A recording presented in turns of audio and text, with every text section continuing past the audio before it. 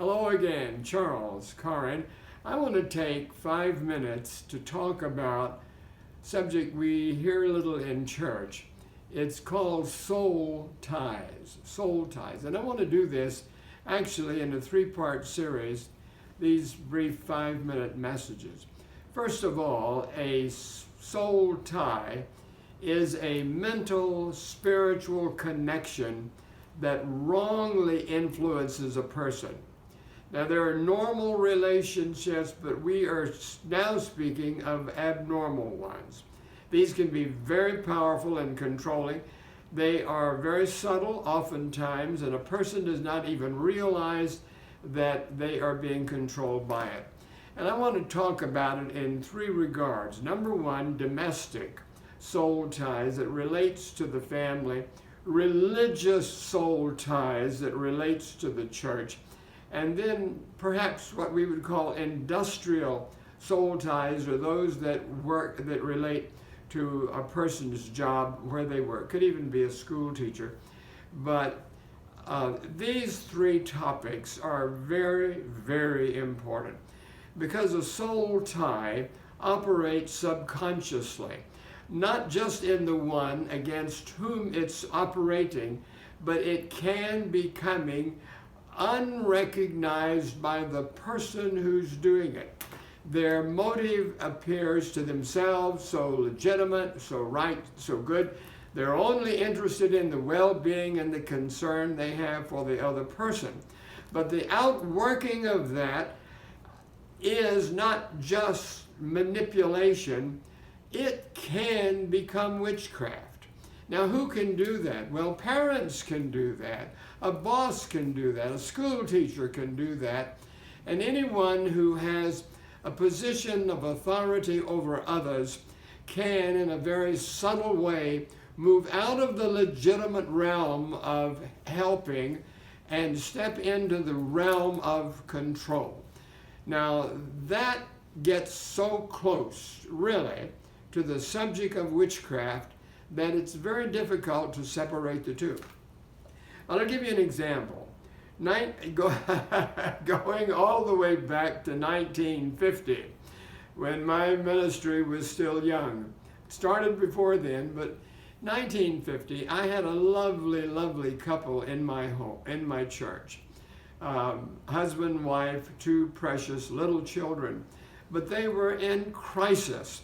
And the crisis, an illegitimate crisis altogether, was coming from the wife, the woman's mother. Could have been a genuine help in the home, but she was not. She was a danger. She was a hazard, and I told her so. It was a critical time, and I will never forget when I got that emergency call from the wife to please come to the home. And I didn't know what I would encounter, but I got there, and the mother was there at the door, the first one to greet me, to challenge my being there.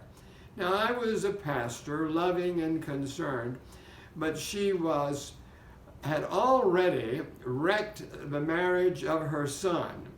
It was one of these possessive situations where she had to have control. Now, that is witchcraft.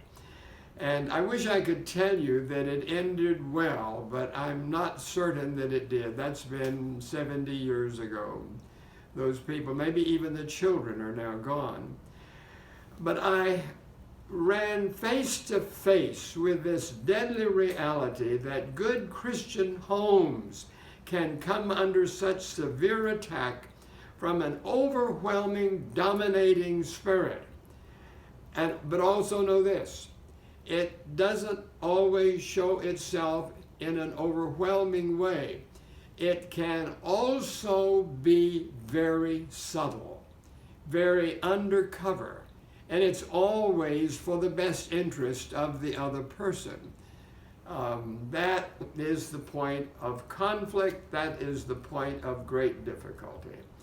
Now, I first of all want to caution every one of you listening, to be aware of this. This is not a justification for anyone to run out and accuse the mother-in-law or the father-in-law or someone else of being intrusive into the home. I don't mean that. That's illegitimate too. But we encounter this dominating spirit of control in the family. We encounter it in the church. We encounter it in the workplace and everywhere else that we go. Now, my word to each of us is not to see where someone else is doing that illegitimately, but let's start with ourselves. Pastors can take control. They can be dominating. They can be so overwhelming in their own opinion and manipulation that it leaves the realm of spirituality and moves into this very area. School teachers can do that. Employers can do that. So I'm speaking right now to each of us, in whatever our field may be.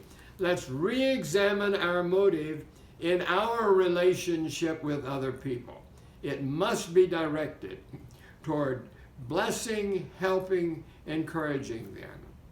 Now, maybe I've just opened the topic, and I hope I have, to be aware that soul ties, controlling, manipulating, even so subtly, can at times be so deadly wrong, so injurious. How are we going to know? Well, if you're a Christian, you pray about that. Pray about your relationships with other people, husband and wife, who are secretly to themselves doing this awful thing to their partners. At any rate, that's it for now. And we're going to resume again in a little deeper way in the next topic. In the meantime, if you're benefiting from these little broadcasts, please click the subscribe button and let us know. All right. God bless you. Love you big. We'll talk again soon. Bye.